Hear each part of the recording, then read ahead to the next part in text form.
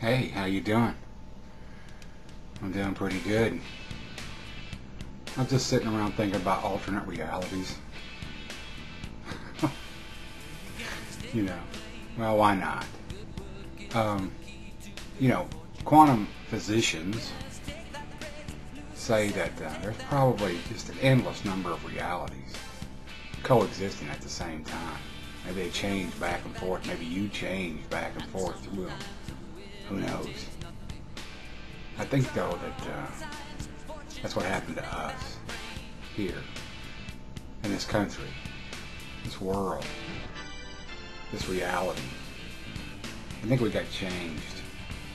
I think it was like, Jimmy Stewart in It's a Wonderful Life. Remember that? And he was wondering what it would have been like if he never had existed. Maybe it would be a better world if he had never existed, never been born. Clarence the Angel came and showed him what that would be like, what the world would be like if he had never existed. Because Jimmy lived in Bedford Falls, which was a nice place, with nice people. And they had problems like the Great Depression, but you knew they'd pull through it because they were good people.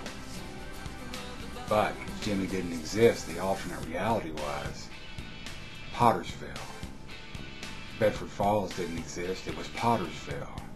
And it was an evil place. People were not happy.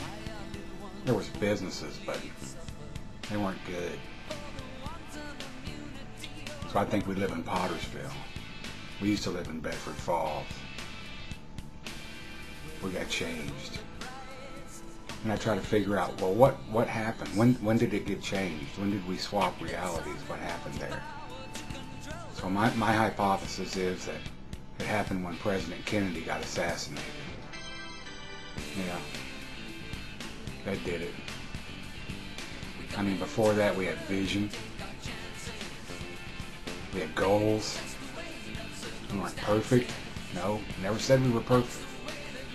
But we were doing things. The world respected us because of what we would do and what we would try to do. Our spirit. In 1961, President Kennedy gave a speech, and he said that by the end of the decade, we would put a man on the moon. And you have to understand, when he said that, that just sounded crazy to people. That technology, none of that technology existed. It just sounded wild. And he said, we're going to do that, not because it's the easy thing, but because it's hard. Yeah, that was the American spirit, and we did it. He didn't live to see it, so we did it. I think, well, what happened? He got assassinated, so what if he hadn't got assassinated? What if there was never a Vietnam War? What if there was never this massive distrust inculcated in the American people towards their own government? What if we were not fighting a war against medieval religion fanatics in the desert right now? All these things. Think about it. The trillions of dollars.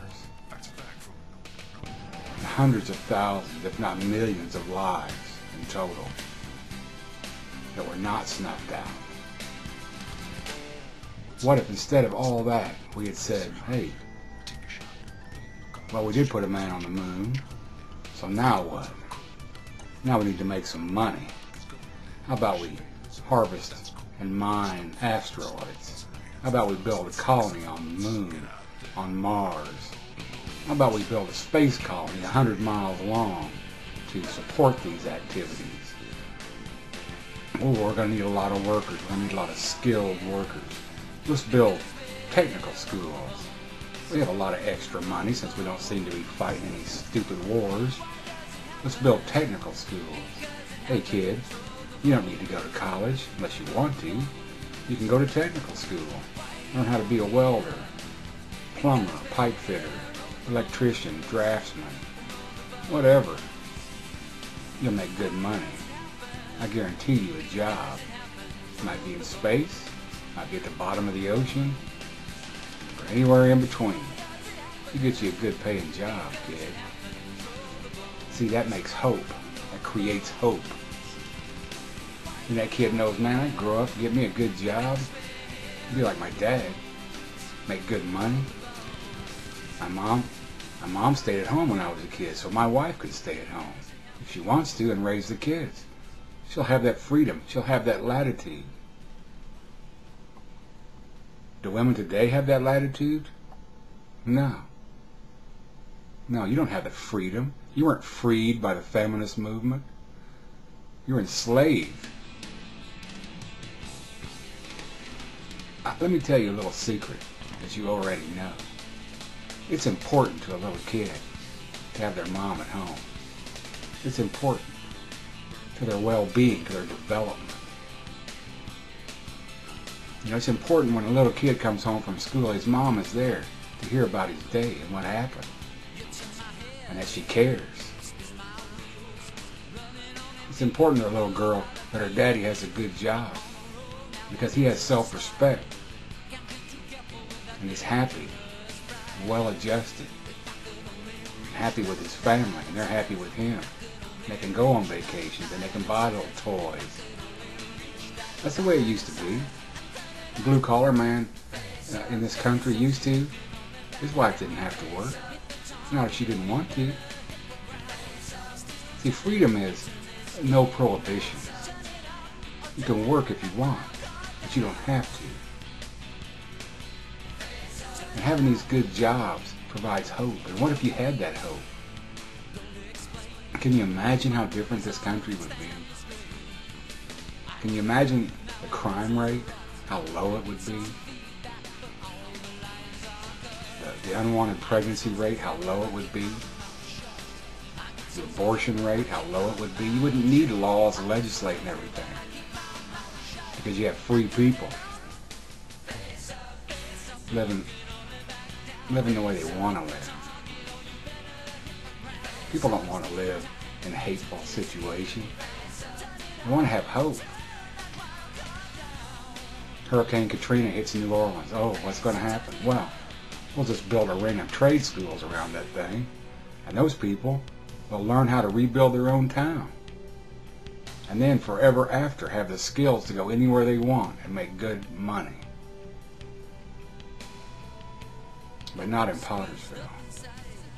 In Pottersville, we'll just send a bunch of FEMA trailers down there that make people sick just living in them. With no hope. They didn't have any hope before. And they still don't have any. Except now they don't have a neighborhood to have no hope in. That's not right. That's not what the world needs. We need to do better than that. We need to get out of Pottersville. We need to get back to Bedford Falls. We need Jimmy Stewart. Pottersville? Well, you mean Bedford Falls? I mean Pottersville. Don't think I know where I live? What's the matter with you?